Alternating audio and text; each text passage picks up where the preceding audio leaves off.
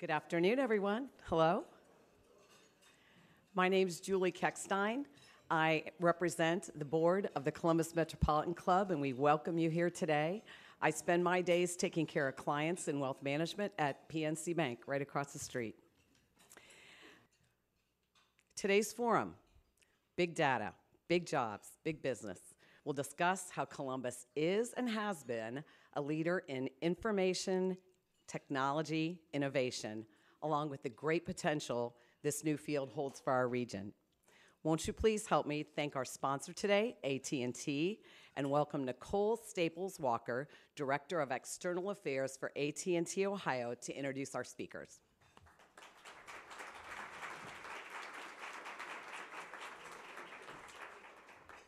Thank you, Julie. So AT&T is pleased to support the mission of the Columbus Metropolitan Club to engage week after week the people, the ideas, and the conversation that is important to our community.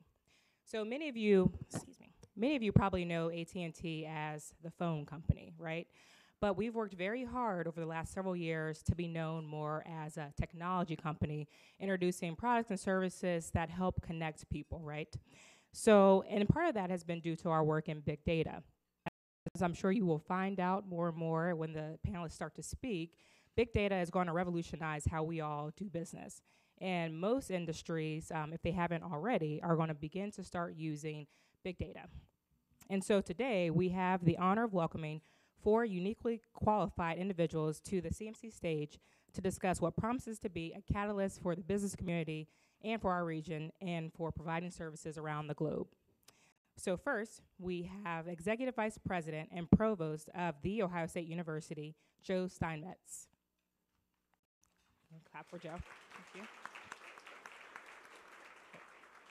Okay. Then we have Vice President of IBM Client Center for Advanced Analytics, Ron Lovell.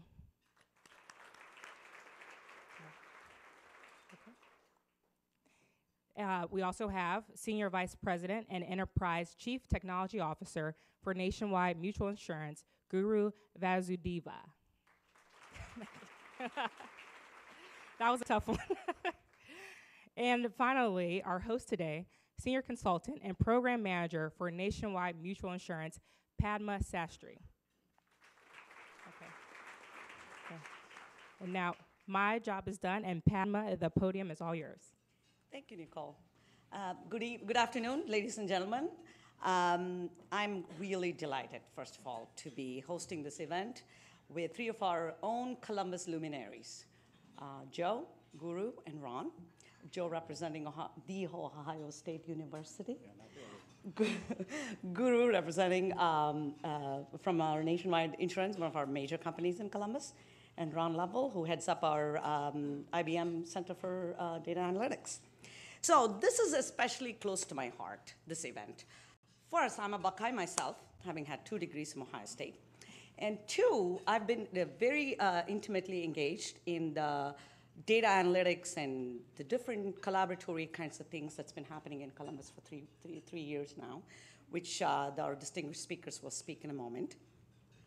The one thing that I want to bring out is the Columbus 2020 Task Force, which was formed 3 years ago, with 7 major companies: Nationwide, Cardinal, Battelle, Ohio Health, AEP, Limited Brands, Huntington Bank, and we partnered with OSU and IBM to do a couple really good things in Columbus, which I'll let the speakers bring it out later in the panel. And this afternoon, in the next hour, in the next 45 minutes, we will take a journey through big data. All about big data, and there'll be a questioning session at the end of the program, so feel free to ask questions. As a sample, there is a brand new major in OSU, specializing in data analytics. Secondly, IBM recently opened its doors in Dublin, Ohio, for its client data analytics center. And 3, as early as February of this year, there was a new corporation called the Columbus Collaboratory that was formed, again, with the participation, the equity investment from the 7 big companies I talked about. So there's a lot of stuff that's been going on with the data analytics domain. So the Collaboratory basically is going to be a unique business model which has brought together these 7 companies to help in driving technological advancement and economic growth in the Columbus region. So it's a community thing, it's a technological thing, it's very exciting. So without further ado, we will now hear from our panelists from 3 different perspectives on what's happening in the big data area. So big data, big jobs, big business. There absolutely is no doubt that we have an exciting journey ahead of us. So let me kick off with my first question to Joe here. And big data, Joe, what does it mean to our local economy? So tell us more about the jobs, the needs, education, talent, and pipeline, and that sort of stuff. Yeah, thank you very much. From our perspective at the university, I perhaps should give some context of where the data analytics initiative actually came from. We, a few years ago, decided to launch what we call the Discovery Themes Initiative, which was a investment the university was going to make in some key areas that we believe are complex problems that are worthy of attention. And there are areas that were defined that are pretty general, like energy and the environment, food production and security, and health and wellness, among some other things. And these are not just academic areas. I think they're key areas where we think the university could really make a difference and an impact on the area, the state, and the world in general. So what we did is, what do you do when you make a decision then that you're going to invest some $50 million annually into this kind of effort? And so you have to define the specifics of what the problem, what the initiative is really going to look like. So we did it in 2 ways. We first of all used some outside information that Battelle provided us about where the complex problems in the world actually were, how do you define those, and second of all, we had faculty groups to get together of 15 or 20 in each of these areas. What emerged from those discussions almost unanimously across the board was the first topic that we should take up to develop in the first initiative should be data analytics. And it was an easy choice for a couple of reasons. First, the rest of the initiatives that we develop eventually, we believe will involve big data. It's just a given, given the presence of big data that around in all of our disciplines these days. And second of all, we realized that we had some strengths already at Ohio State and that we could probably add to those strengths by hiring some 50 to 70 additional faculty members in the area. So that's what we've set out to do.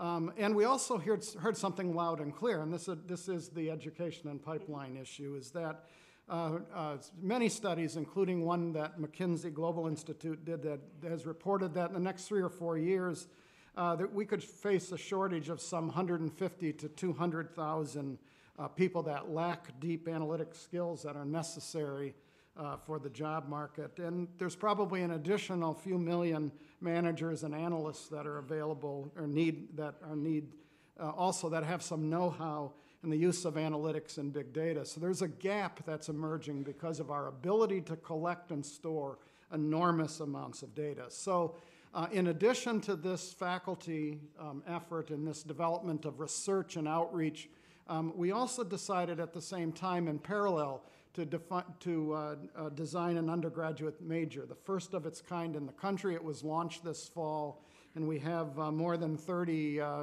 people in its first inaugural class, 30 students that are now in it. To tell you a little bit about it, it's a very different major for Ohio State. Most of our majors are created in individual departments by collections of faculty in that department that define the program. This is truly a trans-college type of a major in which at least 4 colleges, arts and sciences, business, engineering, and medicine, have come together to create this across-college major that has currently 3 areas of specialization. That includes biomedical, informatics, business analytics, as well as computational analytics. So we're really developing the program with a certain other objective in mind, and that is how can we help a community outside of Ohio State with the job force development that's necessary in data analytics. So these great students that will come here, we're hoping stay here in Columbus, if not in the state of Ohio, and contribute to this growing major. So, Guru, let me throw you another question. From an industry perspective, how do you foresee the pipeline that's required to be able to address the big data needs that's coming up? And we'll later go into the technology challenges themselves, but. So let me first share from our company point of view and our industry, and then generalize it for the rest of the industries. In insurance and financial services, analytics is not new. We've been doing analytics for a number of years. That's the foundation. However, what's new is the type of analytics that you can actually do today because of the advancements in technology. Some tidbits of data bytes that you may find interesting, right? The amount of compute power that was in the first computer that was ever created to the iPad now, you have 5.6 billion times compute power in your little iPad compared to the first computer, right? Similarly, storage has become cheaper and cheaper. Just in 1980s, the storage for was around $193,000 per gigabyte. Now it is less than 3 cents, right? So huge amount of storage you can actually store, and that's the reason why you're seeing that the amount of data that we store is increasing. And another tidbit is that the amount of digital data that we as society have now stored, just in the last 20 years, if you stack them up as books, it can go from Sun to Pluto and back, okay? So what's interesting when you really think about that is, A, you have lots of data, you can store them easily, you can process them easily. So new ways of looking at that data and gaining insight from them is becoming increasingly important for the industry. And it's even more important because some of the new entrants like Google or Facebook or Amazon, right? They're totally changing the way they go to market. And their go-to-market is all based on analytics. So companies like us have to respond and implement those type of capabilities inside our companies, right? So we can develop based on our analytics background that we have at Nationwide, but what we need is people who can actually look at vast amount of data and then asking some interesting questions and analyzing them. Our old methods are not gonna be necessarily sufficient, but we can build on top of it. Second thing that is very different is we have always analyzed using databases, spreadsheets, structured data, numbers, right? Now you can analyze unstructured data like text, right? And you can also begin to predict what is going to happen. So we've always predicted in insurance, what we do with our way we price our products is a prediction, but it's a long-term prediction. Now you can predict what will likely happen in the next few seconds, if somebody is gonna buy something or not, right? So in order to do that, you need people who can bring multiple disciplines together, look at the business context, look at the technology capabilities, statistics, engineering, and really come up with models to predict what will likely happen. So I think it's very exciting. It is definitely very important for Nationwide. We have been investing in this area for a number of years now. We, in fact, have formed a chief data officer role that reports into me that is really focused on creating this capability. And I'm sure the same type of thinking is going on amongst every industry. In order to compete in the future, the only competitive advantage likely is going to be based on analytics. Great. So just curiosity, I know we were asked to be interactive. Anybody in the room know the name of that first computer that had 128,000 bytes of storage? Anybody? The ENIAC. So just go ahead, Bob. Just, So, good quiz question, Ron. So the question to you, Ron, is in order to be able to satisfy the needs from an industry perspective and from a training or education perspective, what are companies like IBM taking as their future endeavors to be able to address that? Well, first of all, IBM actually made a real bet in this area 5 years ago. We call it CAMS, and we're transforming our whole company on it. CAMS stands for Cloud Analytics, Mobile, Social, and Security. We felt like we looked at, to complement what Joe said, Gartner's study that says there'll be a 40 to 50% shortage of skills in North America by the end of 2017 in this space. So we looked at a couple of key elements. A, how we transform ourselves. There's 3 things IBM did in this space starting in 2008. How we transformed ourselves using analytics. We really remodeled everything we do within IBM, reorganized around the office of the CFO, how we do marketing, insights into marketing, things of that nature. Then the second component was around our acquisition strategy. We've acquired over $24 billion of tools in this space since 2007. One of the other ones in that is we invest $6 billion in research annually. That led to a thing called Watson. Has anybody heard about Watson? So it really started with the Jeopardy Challenge. And the Jeopardy Challenge was pitting a computer against the 2 Jeopardy grand champions of all time.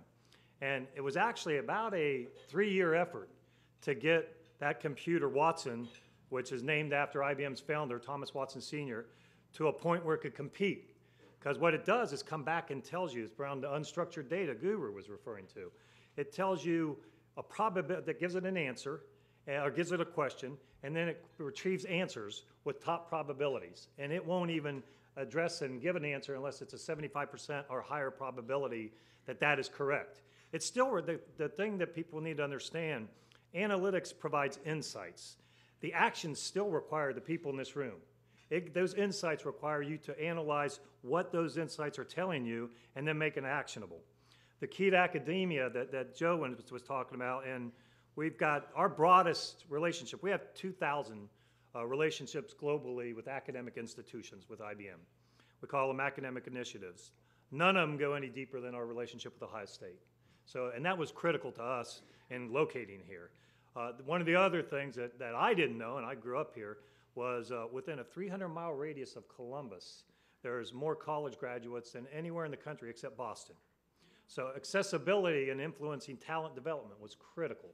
We've been doing things with Ohio State around the curriculum for the undergraduate degree, internships are key, development of talent. The young talent is really picking up this. The millennials, our head of research has just coined within IBM our analytics initiative we call Generation D for data. You know, we always have these generation references. So it's tying it back to Ohio State. Ohio State's one of the only 10 institutions that we have going on right now that's doing a Watson Challenge. Watson Challenge is teams within the university are developing assets and solutions around Watson technology, and then they're competing against the likes of Michigan, Cal Berkeley, Carnegie Mellon, et cetera, Boston University, in our Silicon Alley in Manhattan, where our Watson headquarters is. And for the first time, this area has been so important to IBM, and really driven by our clients, that in January of this year, we created the Watson Group. We've only had 2 other times in IBM's history we've created a separate group. It's around the PC and the System 360. And those were transformational type introductions of technology. And that's where we see it. The demand in the marketplace is key, is around solutions, though. We had that $24 billion of acquisitions isn't valuable unless you weave them together, providing solutions that gives those insights. And we're doing quite a bit around, especially in healthcare and financial services, and quite a bit across the world. Our center here is serving the North America domestic delivery market, because our clients told us basically that they really wanted somewhere in the U.S. They didn't want to go global on this one.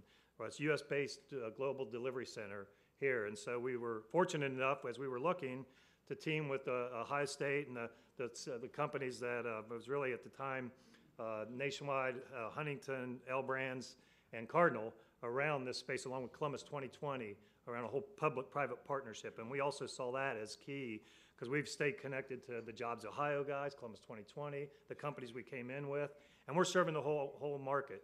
We have 2 of our largest clients are from LA and DC. So we see this whole space as just explosive growth, and keeping up with it around talent development is going to be key with Ohio State and others that we're working closely with. So we talked about what we're doing in our world. So the next thing I'd like to bring out is what are the typical challenges that you foresee with respect to, let's start with Joe, for example, in bringing up this curriculum, because this is new, this is unique, right? And with Guru, for example, maybe you can touch upon the collaboratory, how we're trying to address those. And again, Ron can talk about, how is the companies like IBM getting ready to face some of these challenges? Yeah, I think our biggest challenge is probably in doing something that's fairly revolutionary in the way that you structure an academic pursuit. Again, we've been for years in departments and fairly siloed in how we develop academics. I'm talking not only about programs for students, but also in how we conduct our research. So this effort is really going to require a degree of collaboration that we probably haven't seen a great deal of. And so everything from hiring a new set of faculty, that many of them will be joint appointments across departments, because this really underlies a lot of the scholarship that's done across the board. And then it's the same issue with how you design the teaching of students that integrates this whole experience for them. So it'll be a challenging new way to do business. And the field itself is challenging and different. I've heard it described at times as ridiculous, interesting, and scary. So the ridiculous is the part that it's so easy to collect data, it's almost ridiculous. I mean, you can walk across the room and collect somebody's data and they don't even know about it. It's interesting, of course, in the sense that the field itself is at the cutting edge, perhaps, of a revolution there is because of the amount of data. And the scary part of it relates to how do you handle the ethics behind big data? What do you do with big data? How do you get people's permission to use big data, et cetera? So that's the other challenge in rolling this whole initiative out, is to be able to address each one of those issues by making sure that the humanities, for example, are there to link culture and social norms as well as the other things that are more technical. So it'll be challenging to make this work. Guru? So challenges, there are many of them, as Joe mentioned, but the one that I will focus on is the talent aspect, right? You really need people who, the term that we all are hearing and reading about are the data scientists, right? It's one thing to have a lot of data, but then if you don't have people who can ask the right questions, formulate the right hypothesis, collect the right data, structure them, and then use scientific methods to prove or disprove the hypothesis, right? You really need scientific methods applied along with statistics and analytics, right, together. There are few people who can actually do that really well today. We need more of them, right, in order to truly get the value out of this, okay? So we saw that as a challenge, and when the collaboratory, connecting back to your question about the collaboratory, this company that we formed, it took us almost 3 years to really think about how to structure and how to really collaborate across these major corporations, whether it be AEP, Battelle, Cardinal Health, Huntington, L Brands, and Ohio Health, and Nationwide. When we came together, we saw that we all have the same needs. We need the talent who know how to really apply these capabilities. We're all researching similar tools, whether it be Hadoop for the technical folks in the room, whether it be Watson or others, right? Instead of doing them separately across 7 companies, why don't we do them together, right? The talent shortage is so acute, and we anticipate it to be even more so in the future years.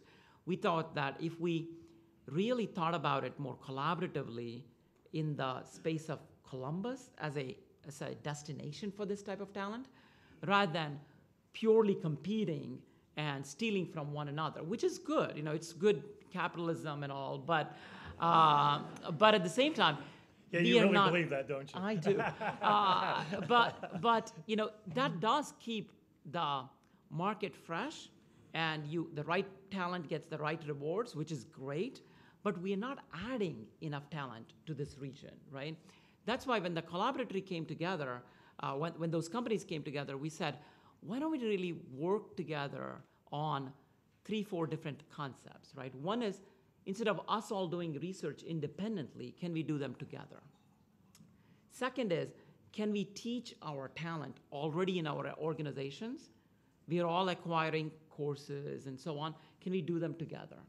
Can we work with OSU and other universities in the area to develop the entry-level talent? And last but not least is really attract the talent from outside of this region who already have the experience and bring them to Columbus, right? So we are working on all of those aspects right now. When Nationwide IT alone goes to conferences to attract talent, it's surprising. We actually get people on the spot making decisions in San Diego, LA, to join Nationwide and relocate to Columbus, okay, in IT. It's pretty cool. Imagine the power of doing that, not at just Nationwide, but rather as Columbus as a region. So I think we've got the right focus with the collaboratory to focus on talent development and attraction. So Ron, a similar question to you is, how do you foresee this with respect to the applications that you have to produce? Well, it's really not applications infrastructure anymore. or- It's not even infrastructure. It's more around solutions. Right. It's really building solutions that drive towards business outcomes. Absolutely, yeah. That's the key to it. And we say building, there are 3 components that are really the top challenges that we've seen so far. It's around talent, which we all talked about, and I'll hit on in a minute. Adoption, analytics adoption. And then the third one is around the evolution of cloud. Around talent, to a point that Guru made, we're running recruiting days out of the Columbus Center every other week. And we get anywhere from 10 to 25 candidates coming in from all over the world to work here. What we found is, as we get people here to Columbus, they find, other than the weather, which we all that lived here all our lives know, that's never going to attract people for weather. But that it really is a good place to work. The standard of living, the quality of living, the cost of living is much better than if they went and interviewed in Boston or Silicon Valley or even Manhattan. So really, we're seeing a really attraction of talent's we've been really successful, and the quality of that talent. On average, when we do, let's say we have 20 interviews on this Friday, we have 20 interviews set up. We'll extend offers to between 16 and 18 folks, and it get 80% acceptance. So that's a big success story. The other area of talent development, the most crucial one for us, is with academia. With Ohio State, we had 20 plus interns this past summer, and through a 10-week process, we set up a rotational program, and where they'd come in, they'd help do and work on real business problems, use cases we call them, for clients. How we'd help them, they'd be on our teams being mentored for scoping the solution, for doing what we call data ingestion, which is parsing, cleansing data, loading data, standing up environments, the physical environments for companies, loading the data into it, building the models, the analytics models that provide the insights. And then one of the most key components that I know some of the people in the room appreciate is around the presentation layer, the data visualization portion of that, which is how are those presented back in a consumable way. So one of the other challenges, Palma, we found was we've held 168 briefings in the Client Center in the past 16 months. And companies' analytics maturity model as a whole, 95% fit in what we call aspirational. They're entry level. They really need help in this space. So that's around the analytics adoption. So it's how do we take those business outcomes and integrate them into our business model, address how are we going to grow revenue using these, have better marketing plans, take out costs, things of that nature. So we have a whole plan around analytics adoption. And then the push towards cloud. We're really pushing, typically companies, not everybody's like a Nationwide where they can bring all the software in on-prem and do what they want, which we call in our own environment. We're really seeing a push towards solution as a service, software as a service model, kind of a pay-as-you-go, which makes it affordable to $100,000 companies to top 10 companies in the world. So that's really changing the whole dynamics around cloud environment as a result of that. And all that's based on solutions, customer next best action. An example of an analytics thing I'll give real quick, as I tend to go on way too much, so you can cut me off, is what we call customer next best action, customer intelligence. We work with Starbucks on they saw real variables in their store sales, and they tried to tie it back to marketing programs, things of that nature.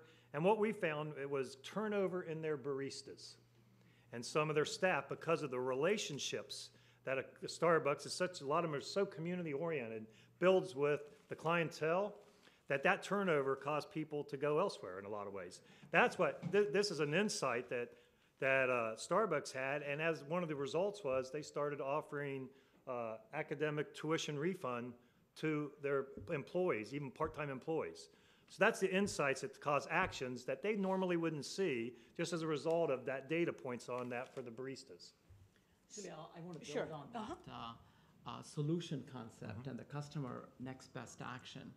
So a specific example of a analytics predictive model in place here today at nationwide.com. If you go and apply for your auto insurance, right? Think about what is going on behind the scenes. We get more than 1 million people who start to shop on our website every year, okay? And out of those people, 5% of them really buy online. So out of the 1 million people, like 50,000 of them buy online. The rest of them may call the call center. Some of them may never call anybody, right? Because they're shopping on multiple websites. Now you have got 950, 909, some huge number, right? 900 and I'm not going to try. So that number of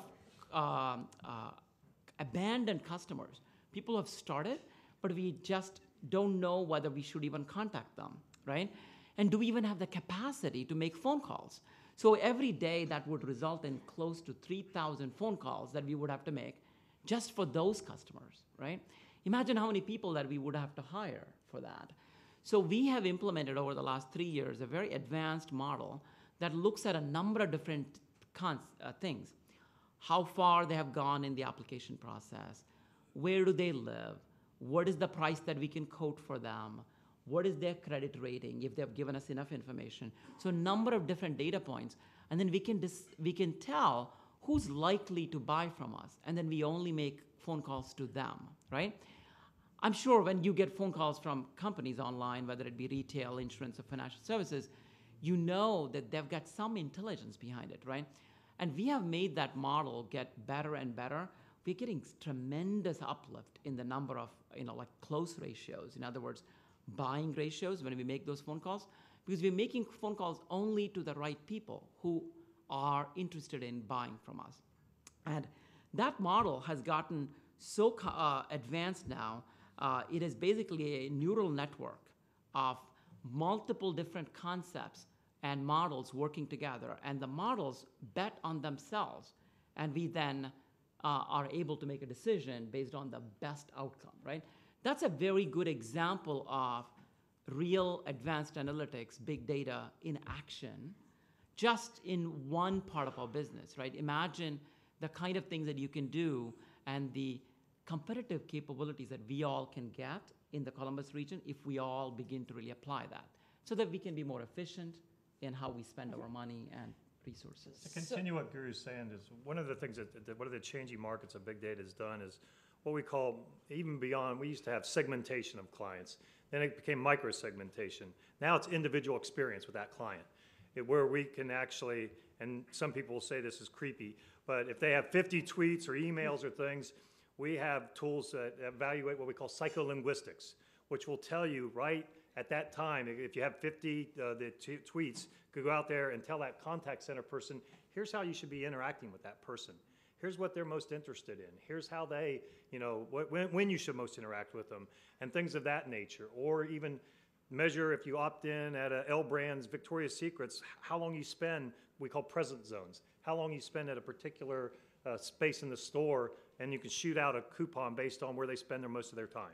There's things like that that's changing the marketplace as a result of customer next best action. And the benefit of this is not just for companies, but also for consumers, right? Absolutely. You're not going to get phone calls if you really didn't intend to, right? So you can be very targeted. So Just another brief comment about predictive analytics, because this is what you're really talking about, is it's our intention also as we develop data analytics at Ohio State to be able to use the predictive capabilities of these analytics to help student progress. So we know that the one thing we have are a lot of students at Ohio State, if anyone hasn't noticed that. But and what those students do is generate mountains of data about what are the patterns of success, what are the courses that students tend to struggle in.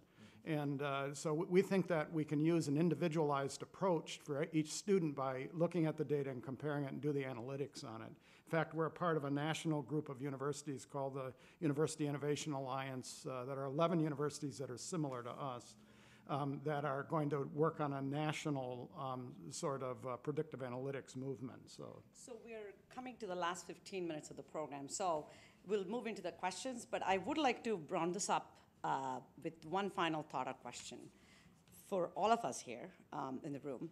What should we be foreseeing from a public perspective? So awareness, participation, engagement, what are our priorities? Because we still didn't talk a whole lot about security in this data, and hopefully we should be able to address that in our questionnaire. What does a utopian data world look like? And that's my own word I made up. But so because we saw challenges, we saw good things, and we'll talk about some of the security stuff that we didn't get to in the discussion. So before we move into the question and answers, I do have to say that it is the Metropolitan Club's tradition to take audience questions. Please state your name and ask your question. And I thank you in advance for avoiding long editorial comments. Thank you. So I will open up the floor for questions. So there's a mic out there. So don't feel shy. Walk up to the mic and have your question. There's one over there.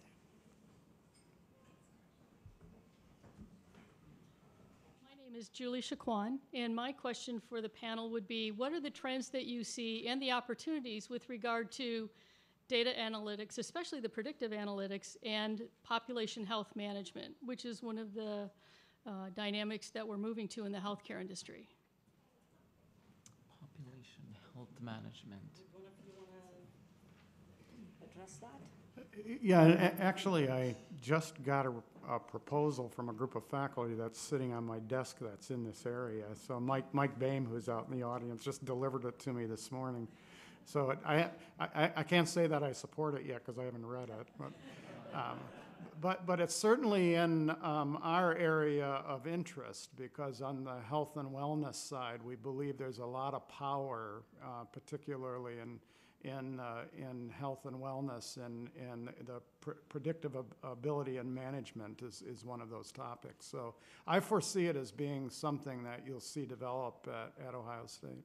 So what I would add is when you think about the tools like Fitbit and what is coming out with Apple's Apple Watch and the health kit that is there, and from other companies as well, you're now beginning to get data that is so precise about an individual person, not at intervals. Every other year when I go to the doctor, get the blood check. No, you're getting now information on a regular basis, and tools are becoming so sophisticated, you can do a lot of things using these tools like iPhones and Android phones and so on, right?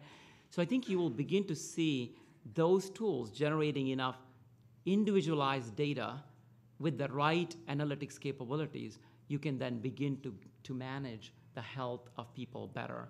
Now, at the same time, there is a security aspect, which is difficult to deal with, because now you're putting that data somewhere in the cloud.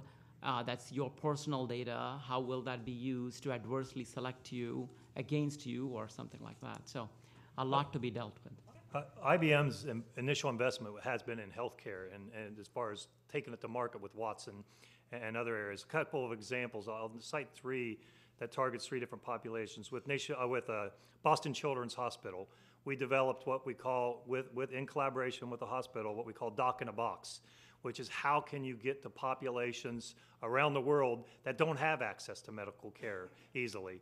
And it's more remote in rural areas and countries that don't have established healthcare facilities. That's one area. The other is with the Cleveland Clinic, how we train doctors in preparation for taking exams. And the third one, some of the ones most recent, was Sloan Kettering that we developed with oncology research on lung cancer treatment, and teamed with the top 10 oncologists at Sloan Kettering to develop and show them Watson technology that displayed based on a variety of data information, not just patient information, but information about where they live, what they do, things of that nature, and come back and tell them these are the top 3 treatments you should consider from a chemotherapy perspective.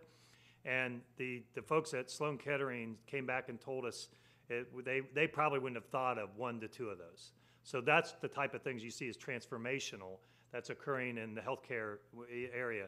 And that's where healthcare is probably one of our top investment areas. Thank you. Next question, please. Hello, and thank you. My name is Joe Campbell, and I teach at Ohio State and do research in the School of Environment and Natural Resources. And I had the honor to be part of one of the Discovery Themes initiatives currently underway. And my question goes back to the comment about Generation D, and that some of us, and I see a few familiar faces here, will have members of Generation D in our classrooms going forward. And with the access they have to technology, to data sources, how do we stay relevant in our teaching and our instruction when we haven't been trained in this area? And I imagine this carries over to the business sector as well. And is this changing the role of faculty and professor relationships with students? Seems like a question to you, John. Yeah, well, no, I think it's just a great question in the sense that I would suggest that our teaching and our learning methods have been revolutionized in the last 5 to 10 years anyway. This is one of those changes that I think we're going to have to provide new faculty and existing faculty with help. It was interesting. We had a speaker for the Discovery theme, Sherry Turkle, who was on campus just this last week, or a week ago or so, and gave a talk. And she believes that we're going too far over the edge with this sort of incorporation into the teaching, and we're making students more dependent on their thinking than we have to. So this is going to have to be discussed a bit. Next question. Hi, my name is Sherry Cheney-Jones with Measurement Resources, and thank you. This presentation has been very inspiring to me. And my question is, you all have a lot of clients in your database. You have thousands and thousands and millions of people.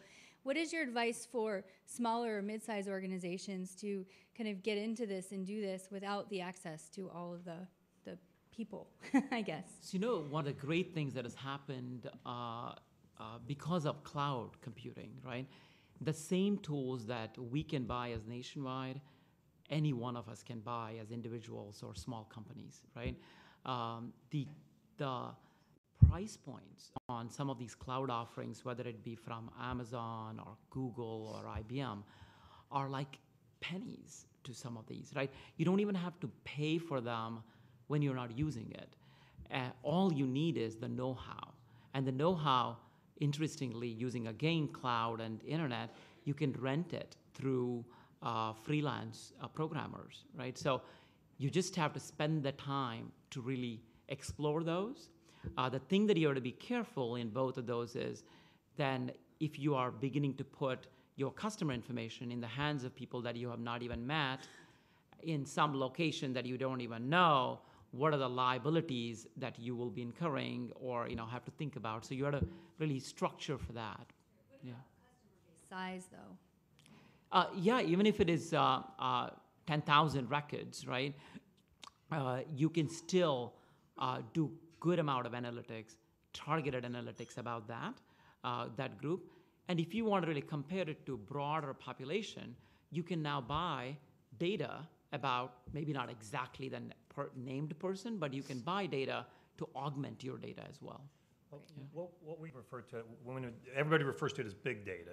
We really call it all data. That's why we transferred to this Generation D model, because it could be small amounts of data that gives you insights that you can be actionable on. The other thing is we work with some companies, small companies, as the starting point is do what we call a one-day visioning workshop, which is really based on your business imperatives. we come out with, here's some potential use cases, which we call rapid analytics initiatives, because companies really need to get jump-started, and they're 4 to 6 week use case engagements that really are based on business outcomes, show huge value.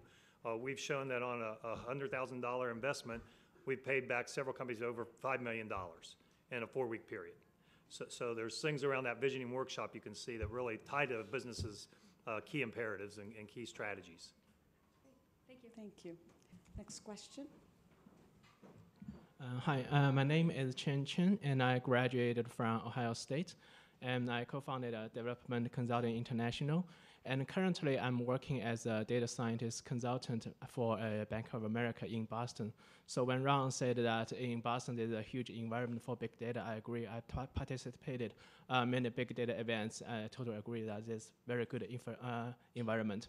And recently I participated in a big data competition. That one has about Higgs boson machine learning challenge. It's with a physics background. Now, myself have a civil engineering degree in PhD and a master degree in applied statistics, so I don't have a physics background. But I participated in and with out of 1,800 teams around the world, and it's very competitive that the top 5 come from 5 different countries, and the 5th place comes from the US, and that happened to be me. So the point I'm trying to make is that even if you don't have that specific type of background knowledge, you can learn it quickly and apply your analytic skill into that field. Now my question is really, for someone who already have some big data skill set, how would you recommend that person to market themselves and to make a big contribution? And also one side note is actually because of this achievement, I'm giving 3 presentations at Ohio State. And one of them has already happened on Monday, and the next one is on Friday. Okay. Thanks. Congratulations. It depends on what your goals are, right? If you really want to work for a company like us or Cardinal or others, obviously we are all looking for people with these skills. If you're really looking to start your own company, you got, organization like Tech Columbus that could help you get started. If you're really getting into university teaching, you've got many, many options available. Or if you go into consulting, IBM and others are hiring in big numbers. So it really depends on where do you want to focus your future. Thank you very much. Hi, my name is Bim Walker. I'm a faculty member at Ohio Dominican University here in Columbus. And so I teach mostly computer science and statistics, but my formal training, my degrees are really in physics originally and cognitive science. So I think really I most accurately describe myself as a data scientist. I think I didn't really know what I was until I heard that term, a few years ago. But it's a really interesting term. So my question is about, specifically the kind of academic future for data science, because it feels like a very different kind of field. Right now it's sort of an overlay across a lot of different disciplines. So there's that part of it, the interdisciplinary nature of it, plus the sort of highly transient nature of it, of sort of, what the new tools and so forth.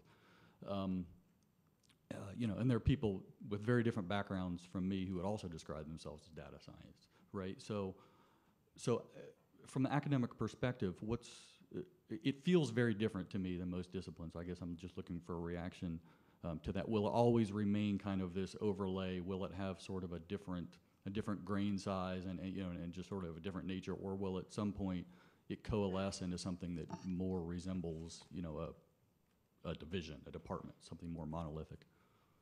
It's actually a great question, Ben, in the sense that this field cuts across literally every other field. And so the way I look on it is somewhat a foundational field, and the space is really, really wide with a lot of different kinds of definitions of people that are in that space.